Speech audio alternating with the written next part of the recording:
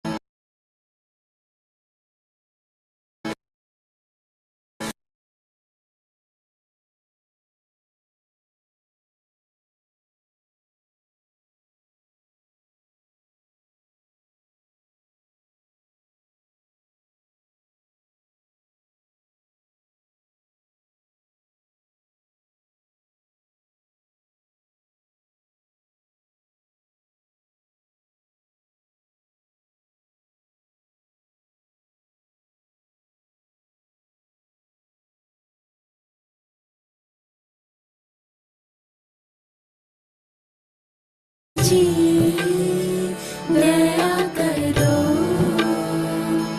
प्रभु जी, दया करो मन में हार बसो। सभी भजन के एक एक शब्द को बड़े ध्यान से सुन रहे हैं। इकट्ठे वही बोल सुन रहे हैं, लेकिन हर एक के मन के भाव और भावना अलग अलग हैं। ये एक दूसरे के मन की बात नहीं जानते, लेकिन मैं आपको इनके मन की बात सुना सकता हूं, क्योंकि मैं अनुभव हूं।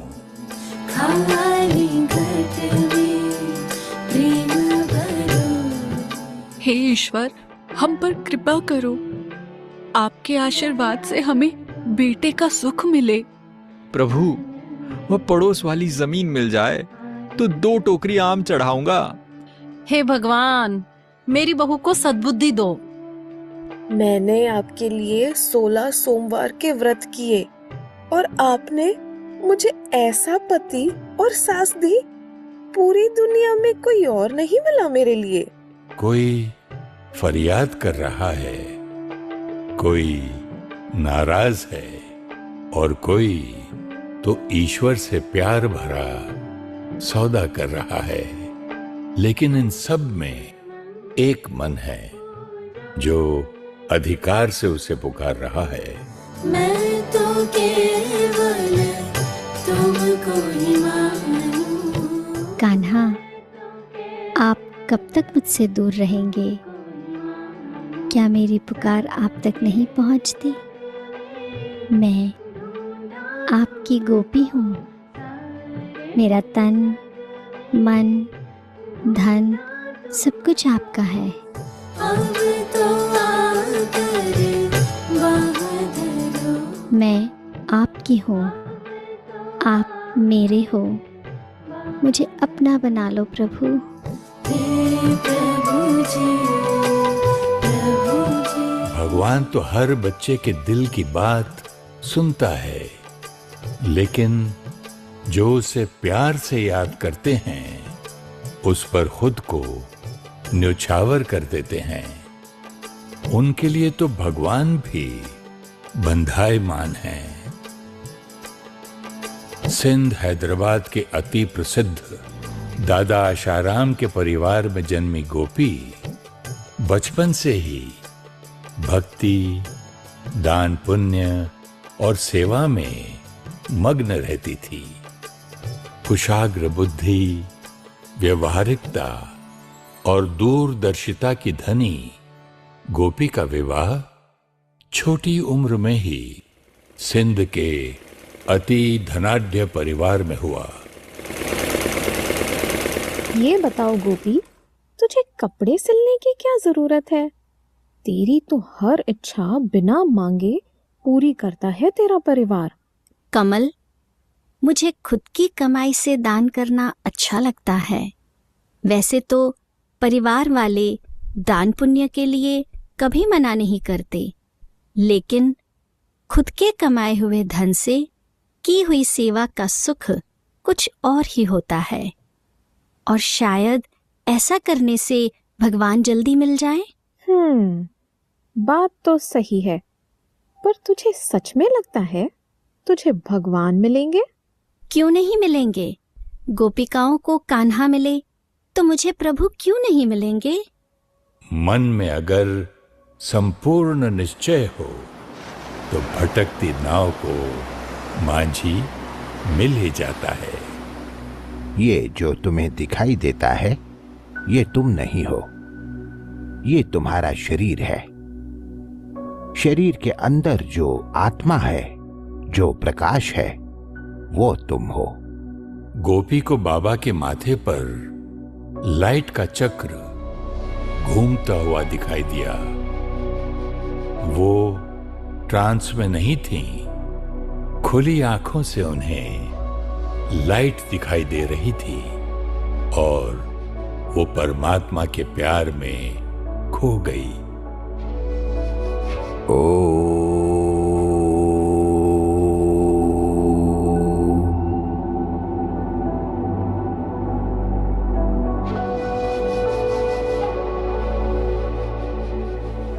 बच्ची, आज जो सुना वो कैसा लगा?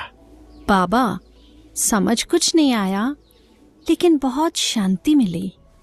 बच्ची, ऐसा करो, कल से तुम 1 हफ्ते तक रोज ज्ञान सुनो, समझ आने लगेगा। लेकिन बाबा, मैं गुरु नहीं कर सकती। मैंने सुना है कि पतिव्रता स्त्री के लिए उसका पति ही गुरु होता है। बच्ची, आपको गुरु करने को कौन कह रहा है?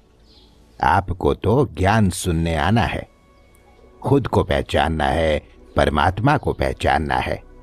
वैसे भी परमात्मा तो सखा भी होता है ना बच्ची? परमात्मा तो सखा भी होता है ना? बाबा के ये शब्द सुनकर गोपी तो खुशी में गदगद हो गई। अगले दिन से ही गोपी रोज जाने लगी। बाबा ने खुद उन्हें आत्मा की पहचान, परमात्मा का परिचय, स्थूल जगत और परमधाम निराकारी दुनिया की समझ दी।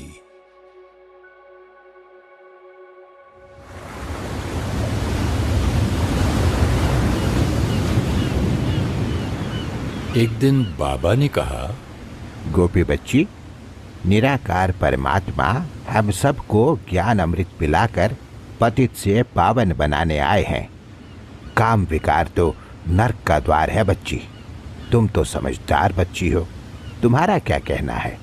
बाबा, मैं तो परमात्मा की सच्ची सच्ची गोपिका हूँ। मैं आज से ही पवित्रता का व्रत लेती हूँ।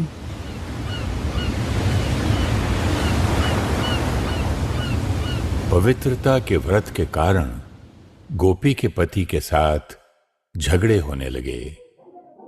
एक दो बार तो पति ने उसे मारा भी, लेकिन गोपी तो प्रभु के प्रेम में मग्न हर विघ्न और अत्याचार का सामना करती रही।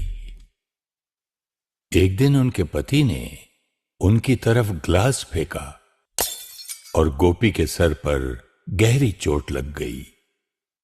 उस दिन गोपी की मां रुक्मणी ने गोपी को वापस बुला लिया, लेकिन लोगों ने परिवार वालों को इतना भड़काया कि गोपी के दादा आशाराम जी ने गोपी का ओम मंडली में जाना बंद करवा दिया। लेकिन भगवान की गोपी को कौन रोक सकता था? गोपी घर छोड़ परिवार, धन संपत्ति सबको त्याग कर ओम मंडली में चली गई। बाबा ने गोपी, उनकी मां, जिन्हें यज्ञ में क्वीन मदर बुलाते थे, और बहन के लिए ओम मंडली के सामने एक मकान किराए पर लेकर दिया। बाबा, आपका बहुत बहुत धन्यवाद कि आपने हमें आश्रय दिया। ना बच्ची ना, शिव बाबा का शुक्रिया है। ये बाबा तो बस उसके हुक्म पर चलता है। बाबा, क्या हम यहाँ पर 8-10 सिलाई की मशीन लगा सकते हैं? अच्छा बच्ची, वो क्यों? बाबा, ताकि जो बहनें घर वालों से तंग होकर आती हैं, स्वनिर्भर बनना चाहती हैं, मैं उनको सिलाई सिखा सकूं। जिनको बंधन है वह यहाँ आकर सिलाई भी सीखेंगे और परमात्मा की मुरली भी सुनेंगे। वाह बच्ची, आप तो बहुत समझदार हो। देखते ही देखते कई बांधेली माताएं, बहनें और भाई भी गोपी के पास सिलाई सीखने लगे और उसे दीदी दीदी कहने लगे। आगे चलकर परमात्मा ने गोपी को दिव्य नाम दिया, मनमोहिनी। ब्रह्मा बाबा ने अपनी सारी संपत्ति 8 बहनों की ट्रस्ट बनाकर समर्पित कर दी, जिनमें एक दीदी मनमोहिनी थी। बच्चे, इस ट्रस्ट की जिम्मेदारी आप सब पर है। ओम राधे, आप इसकी प्रमुख होंगी। जी बाबा। और हाँ बच्ची, आप दीदी मनमोहिनी से राय सलाह करती रहना। हाँ जी बाबा। दीदी मनमोहिनी मम्मा की मुख्य सलाहकार तो थी ही, साथ ही पूरे यज्ञ के स्टोर का ख्याल रखने वाली मुख्य कंट्रोलर थी। बाबा और मम्मा को दीदी की परिपक्व स्थिति पर अटूट विश्वास था। ज्ञान योग की एक्यूरेट धारणा दीदी की विशेषता थी। एक बार दीदी ने देखा कि दादी चांद की कुछ परेशान लग रही थी। क्या बात है सखी, शक्ल ऐसी क्यों बना रखी है? मुझे लगता है कहीं मेरा पुरुषार्थ बाकियों से पीछे ना रह जाए। यह पुरुषार्थ पुरुषार्थ कह के क्या शक्ल बन गई है? ऐसे थोड़ी करना होता है पुरुषार्थ। फिर कैसे करना होता है? मिठड़ी, खुशी वाला पुरुषार्थ करो, चिंता वाला नहीं। ऐसा पुरुषार्थ हो जिसे देख दूसरों को भी करने का मन करे। पुरुषार्थ का पहाड़ बना दिया तो कौन उसे चढ़ना चाहेगा? हंसी कुड़ी खेल खेल में पुरुषार्थ करो। दीदी, लेकिन भगवान के साथ हंसी खेल कैसे करूंगी? वो तो भगवान है ना। मिठड़ी, भगवान तो है, लेकिन सखा भी तो है। सर्व संबंध है ना। सखा रूप में उसे याद करके तो देखो, कितना मीठा सुख मिलता है। दीदी की इस मधुर शिक्षा ने ही दादी जानकी को भगवान के साथ सखा रूप से संबंध जोड़ना सिखाया। दादी जानकी ने आगे चलकर कंपेनियन ऑफ गॉड नाम की किताब भी लिखी, जिसकी प्रेरणा भी उन्हें दीदी से मिली थी। दीदी निश्चय बुद्धि और निर्भयता की मिसाल थी। एक बार बाबा ने कहा, अच्छा बच्चे, शिव बाबा आज कहते हैं कुएं में कूद जाओ। कोई है कुएं में कूदने को तैयार? बच्ची, तुम तो पास हो गई, लेकिन बाप भी भला कभी बच्चों को डूबने को कहेगा क्या? बाबा, मैं तो परमात्मा की गोपी हूँ। वह जो कहेंगे मैं करने के लिए तैयार हूँ। इसी तैयारी को देखकर बाबा ने दीदी पर यज्ञ इतिहास की एक महत्वपूर्ण जिम्मेवारी सौंप दी।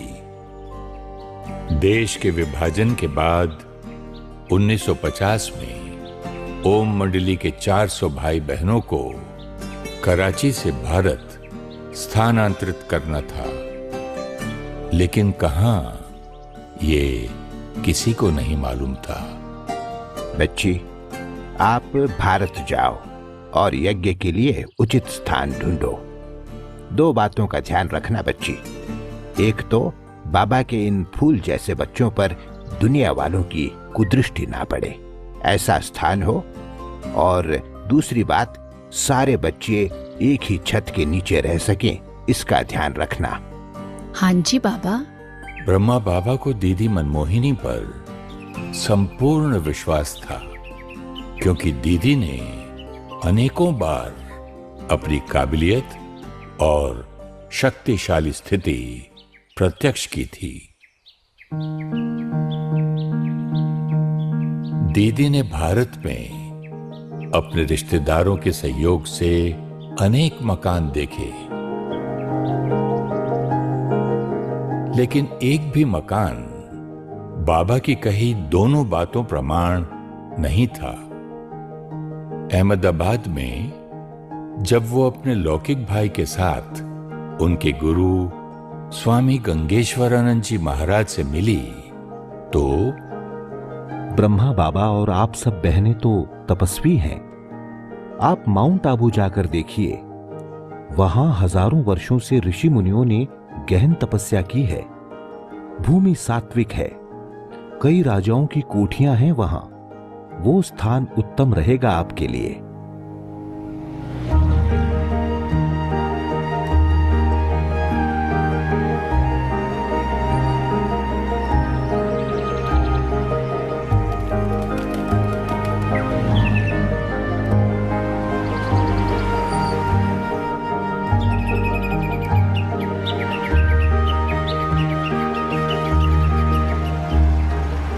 माउंट आबू में कई सारी कोठियां देखने के बाद भी दीदी को कोई जगह नहीं मिली जो संगठन के लिए सही थी। जब वो वापस जाने लगी तो ड्राइवर ने कहा, बहन जी, इतने मकान देख लिए आपने, आखिर आपको चाहिए क्या? एक ऐसी जगह जहां हम 400 लोग साथ में रह सकें, जहां दुनिया का शोर न हो और हम तपस्या कर सकें। एक जगह है, वहां ले चलता हूं आपको, शायद आपका काम बन जाए।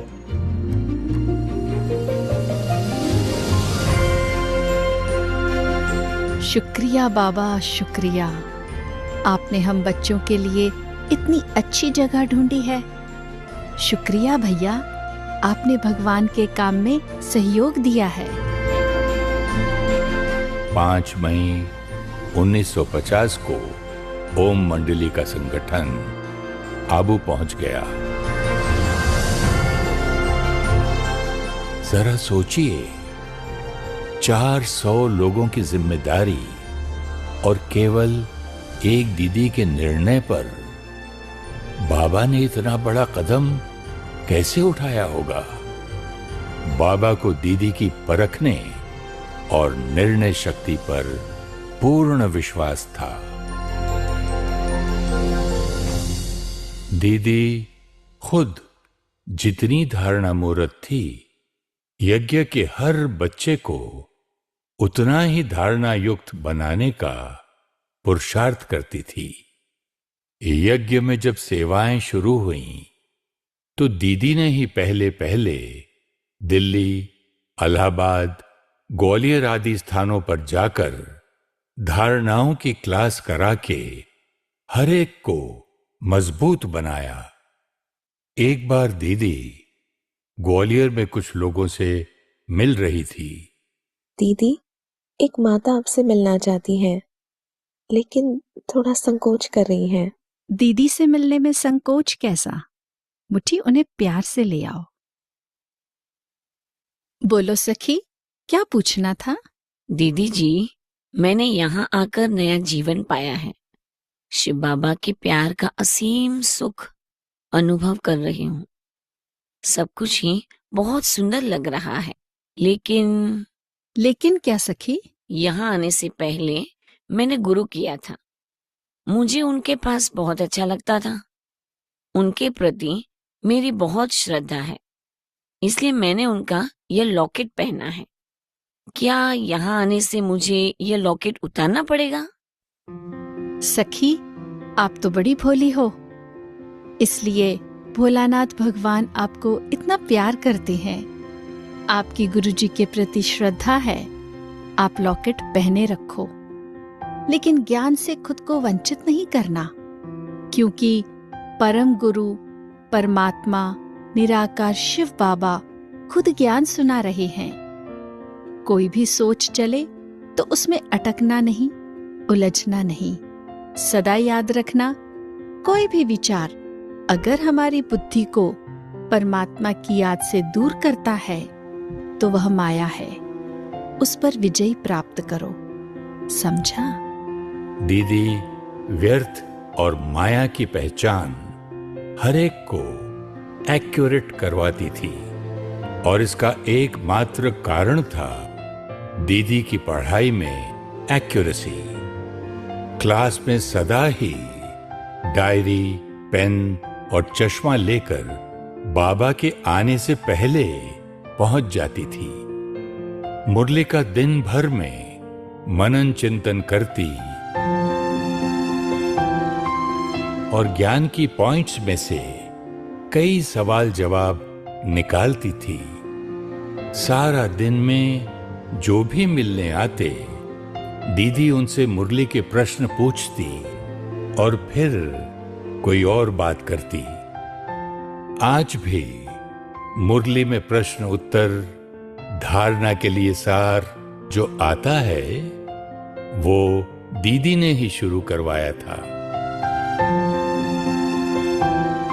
मम्मा के अव्यक्त होने के बाद दीदी मधुबन में ही रहकर बाबा का राइट हैंड बनकर यज्ञ का सारा कारोबार संभालने लगी।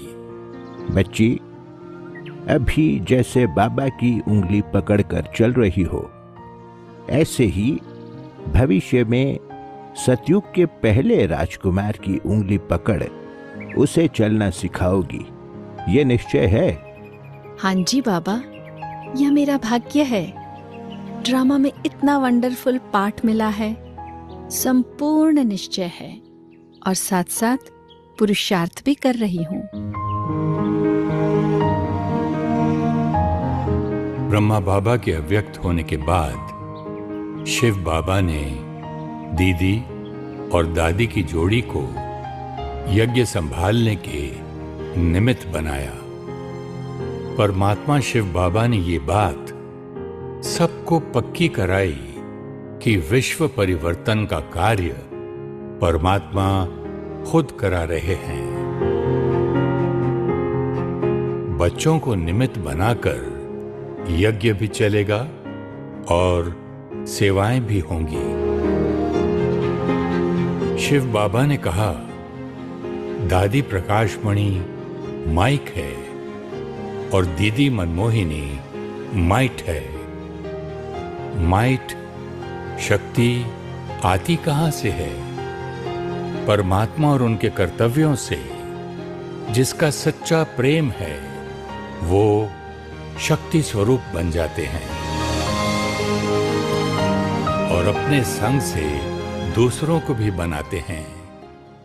एक बार दीदी ने दो बहनों को काफी देर तक एक ही जगह पर बैठे बातें करते देखा।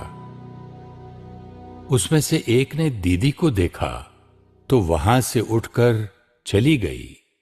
मेरी मीठी सखी, क्या बातें कर रही थी तुम दोनों? दीदी, हम रूह रेहान कर रहे थे। अच्छा, कौन सी पॉइंट पर? जरा मुझे भी सुनाओ। दीदी, आपको तो सब आता है, हम तो बस यूं ही ज्ञान की बातचीत कर रहे थे। दीदी ने उसके सिर पर हाथ फेरते हुए कहा, मुट्ठी, ज्ञान की बातचीत होती तो सुनाने में हिचक नहीं आती। हमेशा याद रखना, किसी को भी सखी तो बनाओ, लेकिन सहेली मत बनाओ। मतलब? सहेली वह जो इधर उधर की बातें करे, गपशप करे, और सखी मतलब वह जो ज्ञान मुरली का मनन करे, उनके पॉइंट्स पर चिंतन और चर्चा करे।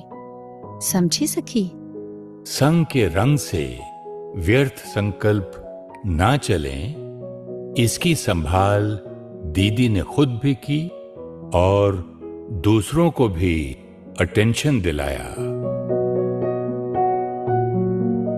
एक बार दो कुमार दीदी से मिल रहे थे।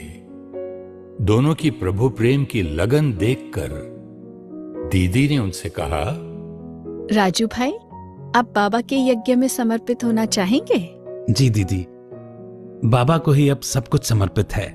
अच्छा, और आप रमेश भाई? दीदी, मैं तो निर्बंधन हूं, समर्पित होना चाहता हूं, लेकिन आप जैसा कहेंगे। अच्छा, समर्पित तो हो जाओगे, लेकिन यहाँ माया बहुत आएगी, उसका क्या करोगे? माया?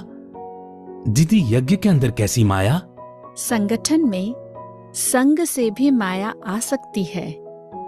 3 बातों का ध्यान रखना। पहली बात, अगर यज्ञ में कोई रह रहा है लेकिन दिल से सेवा नहीं कर रहा है, बोझ समझकर चलता है, बहानेबाजी करता है, ऐसे के संग में बैठोगे तो रंग लग जाएगा। दूसरी बात, अगर कोई सेवा बहुत करता है लेकिन पढ़ाई नहीं करता, अमृत वेले योग नहीं करता, मुरली क्लास नहीं करता है, तो ऐसे के संग से दूर रहो, क्योंकि वह सेवाधारी है लेकिन योगी नहीं। और तीसरी बात, ऐसा संग जो कभी किसी बड़ों की निंदा करता है, मुरली की करेक्शन करता हो, बाबा के बारे में, यज्ञ के बारे में या बड़ों के बारे में उल्टा सीधा सोचता हो, ऐसे पर निंदक का संग नहीं करना। दीदी जी, शुक्रिया। मैंने ये तीनों बातें जीवन भर के लिए गांठ बांध ली हैं। दीदी, आप हमारे बड़े हो, माया आई तो पहले उसे आपका सामना करना पड़ेगा, और आपको देखते हुए हम भी उस पर जीत पाना सीख लेंगे। मुबारक हो, इस बात पर बाबा की टोली खाओ। ज्ञान की गुह्यता को कोई सरल करके सिखा दे तो स्व परिवर्तन की यात्रा पर चलना सहज हो जाता है। दीदी ने ही मधुबन में भट्टियां, टीचर्स ट्रेनिंग और शिविर शुरू करवाए, जो आज तक बाबा के बच्चों को मधुबन तपस्या भूमि से जोड़ कर रखते हैं। देखो, बाबा कहते हैं कि बाबा का एक एक कुमार कमाल करने वाला है। आप सब कौन से कुमार हो? ब्रह्मा कुमार। ब्रह्मा कुमार तो बहुत हैं। सफेद ड्रेस और बैज पहन लिया, बन गए ब्रह्मा कुमार। आप सिर्फ ब्रह्मा कुमार नहीं, अब तपस्वी कुमार बनो। तपस्या क्या है? एक बाबा दूसरा न कोई, कहीं पर भी तुम्हारी आंख न जाए।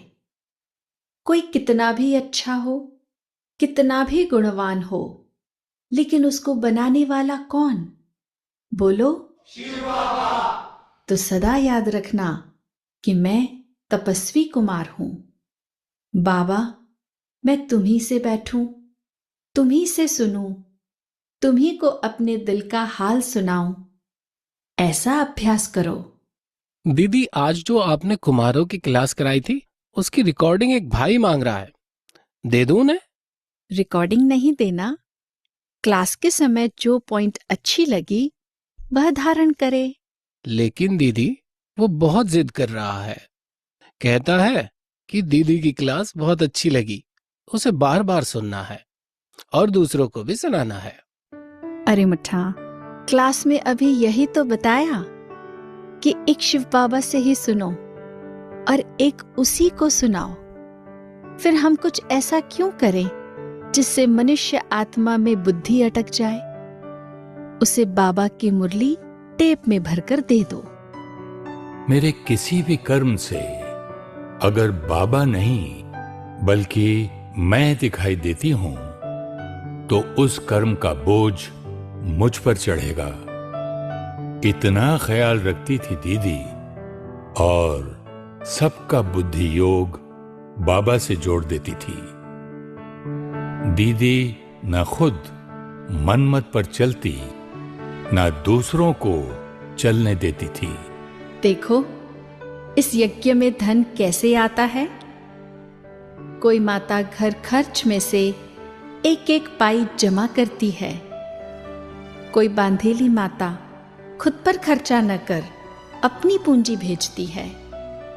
कोई छोटा सा कुमार अपनी पॉकेट मनी में से बचाकर भेजता है। यज्ञ में आने वाले एक एक पैसे में त्याग है, तपस्या है, बाबा के लिए प्यार है। हमें एक एक पाई का सम्मान करना चाहिए। आप सब अलग अलग अपने लौकिक घरों में पत्र भेजते हैं, यह खर्चा होता है। अगर एक जगह के आसपास वाले अपनी चिट्ठियां एक ही लिफाफे में एक ही सेंटर के नाम पर भेजें, एक ही स्टैंप में काम हो जाएगा। आपके घर वाले आपकी चिट्ठी लेने शिव बाबा के सेंटर जाएंगे, मुरली सुनेंगे, टोली खाएंगे, इसमें उनकी भी उन्नति होगी। ठीक है ना? पसंद है?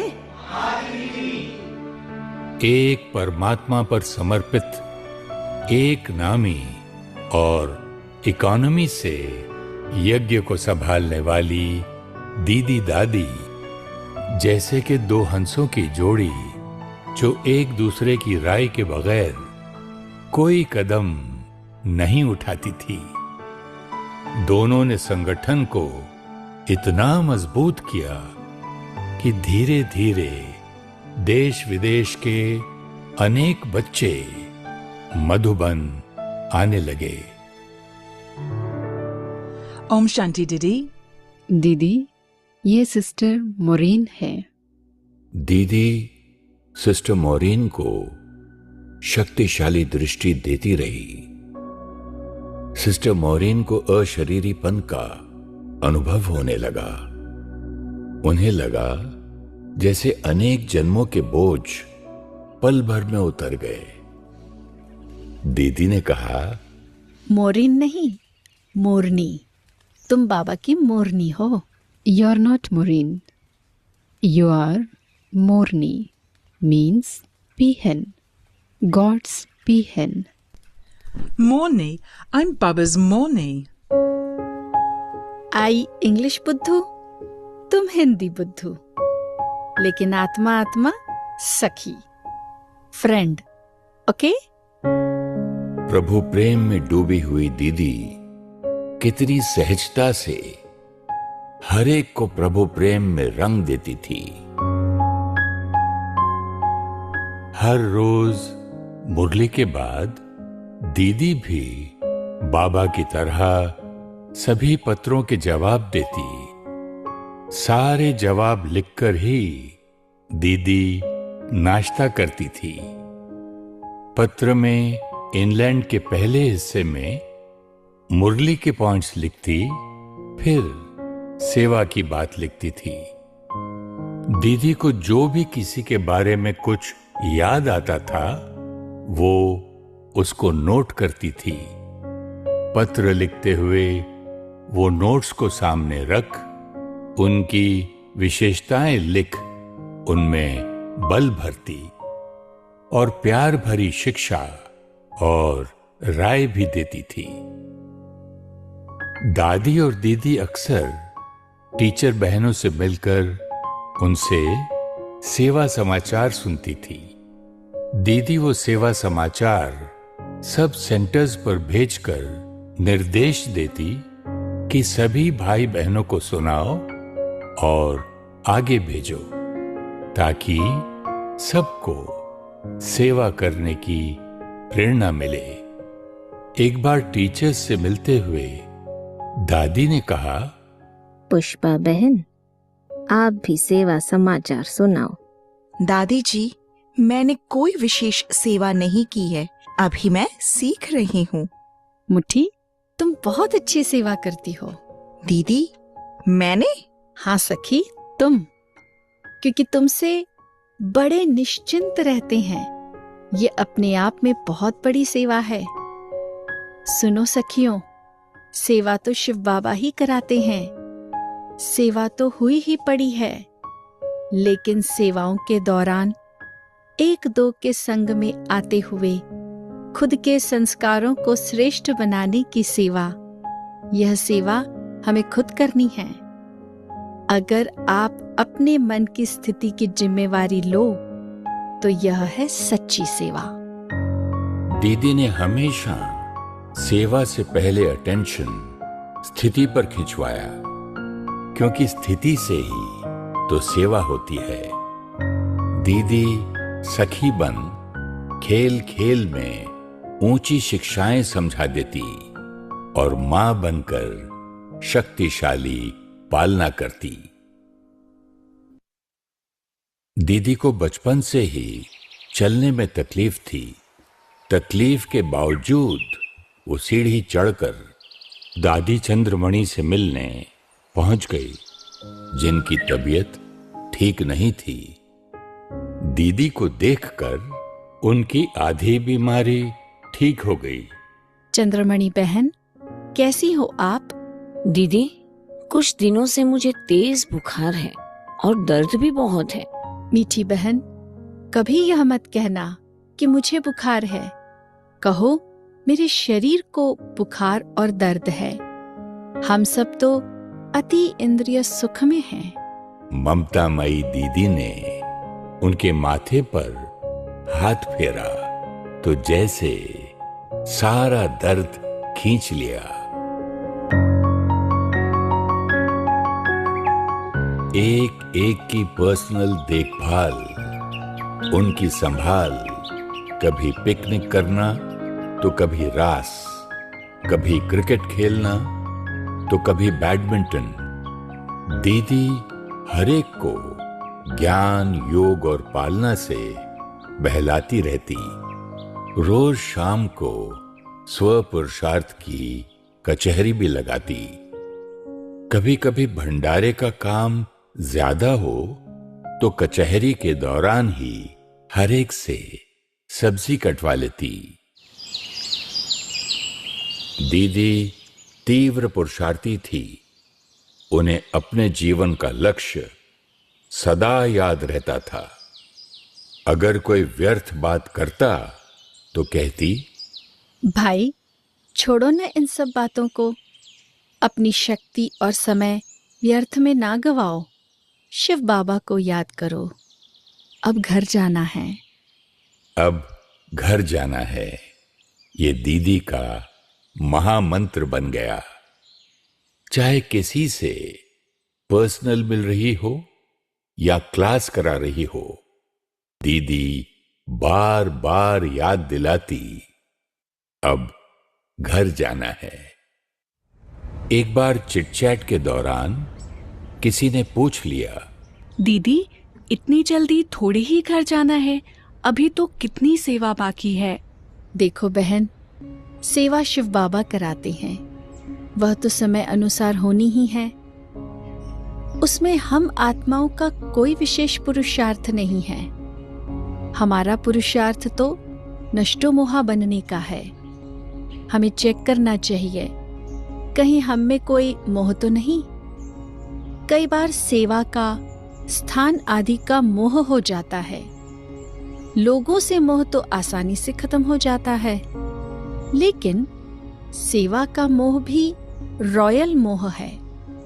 लोहे की जंजीरें टूट जाती है, लेकिन पता ही नहीं पड़ता कब सुनहरे धागों से बंध जाते हैं। दीदी, इस सूक्ष्म मोह से कैसे मुक्त हो? बाबा ने नष्टो मोहा बनने की समझानी हमें दी है, लेकिन हमें धारणा में लानी है। अगर मैं आत्मा यह याद रखूं कि मैं तो यहाँ मेहमान हूँ, घर तो मेरा परम धाम है, अब मुझे कर्मों के हिसाब किताब चुकतू कर घर वापस जाना है। कोई नया हिसाब किताब नहीं बनाना है। घर जाना है याद रहेगा तो इस दुनिया की कोई भी आकर्षण नहीं खींचेगी। घर याद रहेगा तो घर में रहने वाला मीठा शिव बाबा भी याद रहेगा। हम इस दुनिया में सिर्फ सेवा अर्थ हैं, स्व अर्थ नहीं। तो फिर इस दुनिया से कोई इच्छा नहीं, स्व अर्थ कुछ नहीं चाहिए। नष्टो मोहा सहज बन जाएंगे। इसलिए बहुत गई, थोड़ी रही, थोड़ी की भी थोड़ी रही। तो हमेशा याद रखना है, अब घर जाना है। एक दिन सुबह अमृत वेले दीदी को हल्का सा चक्कर आया और चोट लगने पर खून निकल आया। डॉक्टर ने बताया कि दीदी को ब्रेन में क्लॉट है। डॉक्टर भगवती ने बहुत प्यार से दीदी का इलाज किया, जैसे कि अपनी मां का इलाज कर रहे हों। दीदी जी, कैसी हैं आप? डॉक्टर भाई, आप तो मेरे शरीर का इलाज कर रहे हैं। मैं आत्मा तो सदा शिव बाबा की याद के झूले में मौज में हूं। दीदी सभी डॉक्टर्स और नर्सेस को शिव बाबा का परिचय दे परमात्मा को याद करना सिखाती। दीदी का कमरा हॉस्पिटल नहीं, आश्रम बन गया था, जिसमें योग के वाइब्रेशंस और सारा दिन सेवा की बातें थी। चलिए दीदी जी, आपका ऑपरेशन थिएटर में चलने का समय हो गया। बहन, पहले आप बताओ, आपको शिव बाबा याद है? याद है ना? अब घर जाना है। इस विश्व नाटक रंगमंच पर हर आत्मा का विशेष पार्ट है, और ये तो परमात्मा की गोपी थी। सर्जरी के कुछ दिन बाद 28 जुलाई 1983 को दीदी मनमोहिनी ने अपने पुराने देह को त्याग दिया और आत्मा पंछी अपनी अगली सेवा पर उड़ चली। मैं तो सबके मन को जानता हूं। संकल्प चल रहे थे, दीदी ऐसे कैसे चली गई? बाबा ने दीदी के निमित्त विशेष संदेश दिया। जो हुआ बहुत ही राजों से भरा हुआ ड्रामा हुआ। आप सबको दीदी प्रिय और दीदी को सेवा प्रिय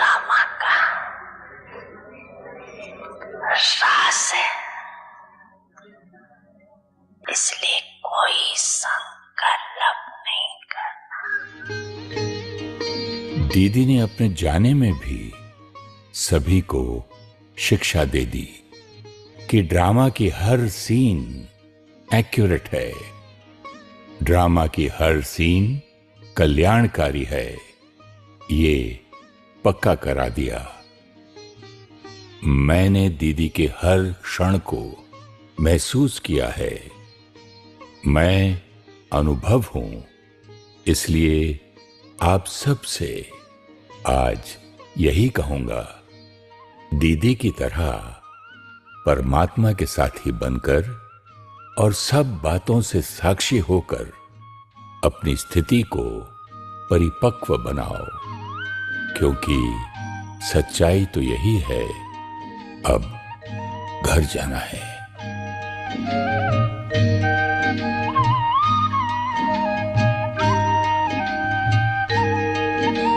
ज्ञान योग का यही है सार, जाना है इस जग के पार। परम धाम से आए हैं शिव, ले जाने हम सबको साथ।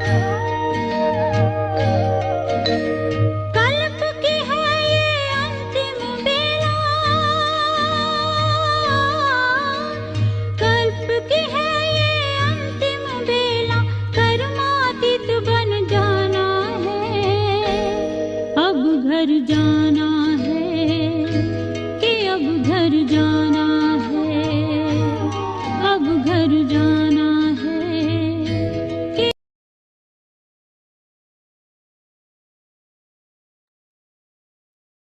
ओम शांति। आप सबका इस काल से जुड़ने के लिए बहुत बहुत शुक्रिया। Have a nice day. Om शांति।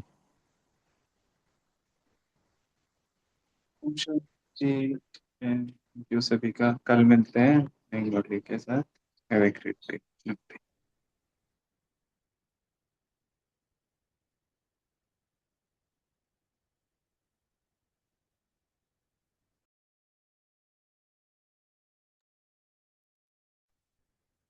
और दीदी दीदी जी की भी हमने सुना आज, तो कुछ हम विशेष ध्यान रखेंगे। किसी को कोई पॉइंट अच्छा भी लगाओ दीदी का तो वो शेयर भी कर सकते हैं, अगर कुछ 1-2 मिनट हम शेयर करना चाहें।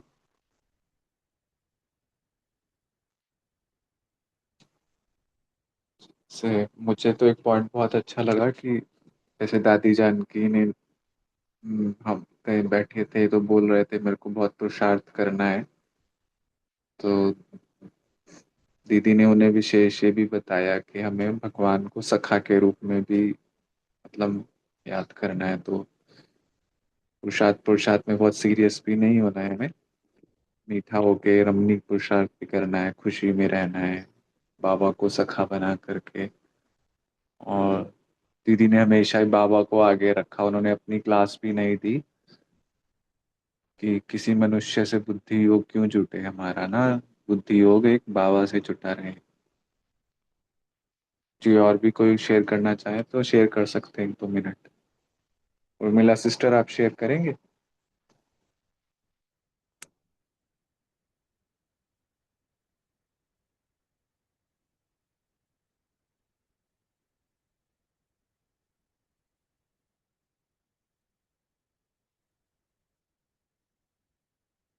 ये अनम्यूट कर सकते हैं उर्मिला सिस्टर आप?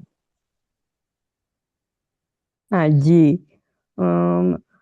दादी जी, मनमोहिनी के बारे में हमें बिल्कुल नहीं, इतना डिटेल कुछ भी मालूम नहीं था, तो अभी ये सभी जानकारी मिलके ऐसे लगा कि दादी मनमोहिनी क्या थे और हमको कितना उनका अनुकरण करना चाहिए। ओम शांति।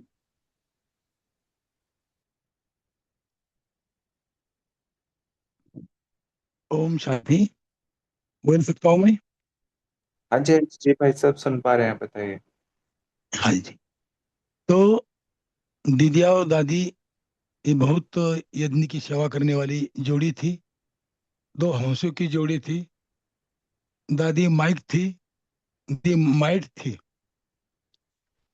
और मेरे लिए खुशी की बात है कि दीदी ने मुझे पांडव भवन में बाबा के हिस्ट्री हॉल में अंगूठी पहनाई थी। तो हमारे वो कुमार जीवन में वो जो अंगूठी थी, भले वो चांदी की थी, लेकिन मुझे हीरे जैसी लग रही थी। और हीरे जैसी अंगूठी की मुझे खुशी हुई थी इस संगम में हीरे तुल्य जीवन में। और वो अंगूठी जैसे कुमार जीवन में हम सेल्फ सर्विस हाथ से खाना बनाते थे, तो अंगूठी बना बर्तन मांजते मांजते वो अंगूठी भी घिस गई थी। तो ऐसी दीदी की यादें हैं। और पुणे में जो तीसरा सेंटर बना 1977 में, उसका उद्घाटन दीदी जी ने किया था नवंबर 77 में। तो वो जो म्यूजियम बना था, उसके लिए हमारे जो दीदी की कजिन पुणे में रहती थी, दादी ब्री शांता दादी, जो कल्पवृक्ष में उसका स्थान है, तो उन्होंने मुझे निमित्त बनाया था वो म्यूजियम के लिए। और वो म्यूजियम का भी उद्घाटन भी दीदी ने करवाया था। तो दीदी की बहुत यादें है। तो एक तो आज इस उपलक्ष्य में बहुत खुशी हुई। आयोजकों का बहुत बहुत धन्यवाद। ओम शांति। जी भाई साहब, कभी आपने थोड़ा उनका अनुभव सुनाए हमें किसी दिन हम हाँ जी, हाँ बर्थडे पे। हाँ जी, हाँ भाई जी, हाँ जी। हाँ, अभिजीत भाई जी को हम बोलेंगे कभी थोड़ा आपका सेशन रखें, आप थोड़ा सुनाएं उनके हाँ बारे जी, में। हाँ जी, जी हाँ जी भाई, जरूर। जी, थोड़ा और डिटेल में सुनेंगे ना आपसे थोड़ा।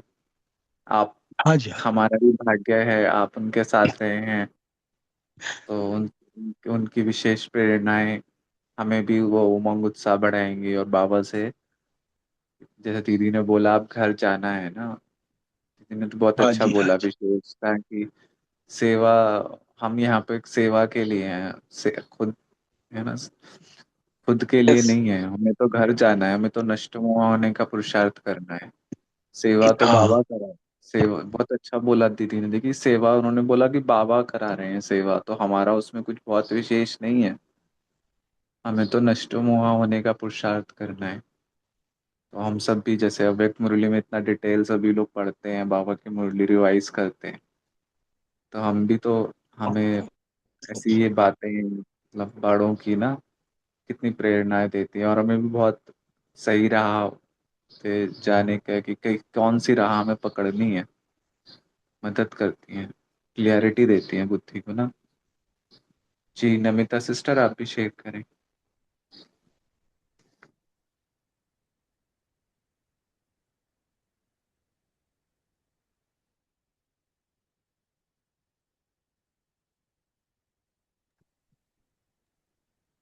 ओम शांति भाई जी। दीदी बहुत प्रेरणादायक थी। तो दीदी का एक बात मुझे बहुत अच्छा लगा। दीदी जी ने बोला कि किसी को सहेली नहीं बनाना है, सखी बनाना है। तो हम बाबा को सखा बनाकर हम हमेशा साथ रखना है। और बाबा बाबा सेवा करा रहे हैं, किसी न किसी के द्वारा बाप जिसको बाबा चाहता है इसी तरीका से बाबा सेवा कराते हैं। हम तो निमित्त है, तो निमित्त भाव से हम बाबा को बाबा का सेवा में सहयोगी बने। ओम शांति। जी, तो ये देखिए कितना अच्छा भाग्य है ना, हम तो श्रीमत प्रमाण सब यहाँ पर एक दूसरे की, मतलब सखी ही हैं अगर हम वैसे देखें आत्मा रूप में। तो यहाँ पर हम सब में अनंत हाँ, चंद बाबा की ज्ञान की बातें डिस्कशन करते हैं ना, कोई हम और बात डिस्कशन ही नहीं करते। तो ये भी बड़ों की प्रेरणा प्रमाण हमारा अव्यक्त मुरली क्लब चलता है, जिसमें हम ज्ञान का ही मनन चिंतन, ज्ञान का, गुणों का ही लेन देन करते हैं। थैंक यू बाबा का बहुत बहुत है, आपका भी सभी का। ओम जी शांति। मैं एक thank you. Last last point बताऊंगी भाई जी कि हाँ जी। दीदी दीदी ने क्लास लिया था और एक भाई ने उसका रिकॉर्डिंग मांगा कि दीदी ने क्लास बहुत अच्छा लिया है।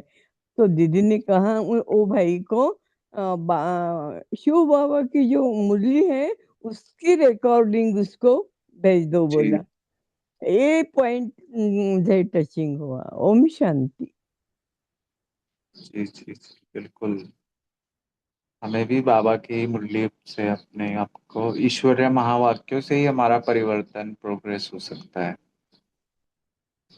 मुझे भी एक बार जिन्होंने मेरी लौकिक टीचर हैं, मुझे कुछ एक तो पेपर आए थे में, तो उन्होंने बोला ज्ञान में भी चलते हुए, तो उन्होंने ये याद में पक्की कराई कि द्वापर से अभी तक हमने मनुष्य मति सुनी है, मनुष्य की बातें सुनी है, उससे हमारा प्रोग्रेस नहीं हुआ।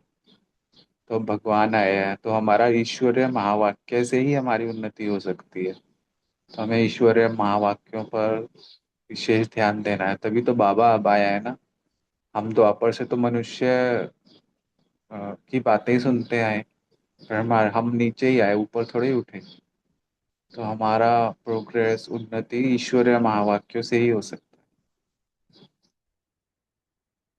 जी ज्योति सिस्टर, आप कुछ शेयर कर रहे थे, आपने अनम्यूट करा था।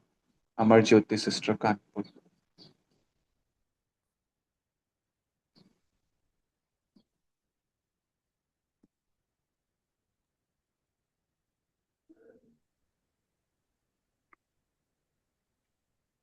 ओम शांति। आवाज आ रही? हाँ जी, हाँ जी भाई जी, आवाज आ रही है। सॉरी, मैंने हाँ। जी जी। जो कुछ हुआ इसमें ना भगवती की कोई गलती, ना भगवान की कोई गलती। ड्रामा अनुसार यह तो होना ही था। संकल्प भी न चले। इन लाइनों से हमें ड्रामा में स्थिर होने में मदद मिलती है। ओम शांति।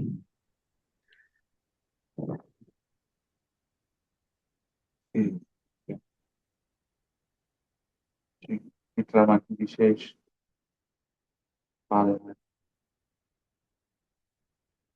ठीक है, और किसी को कुछ शेयर करना है?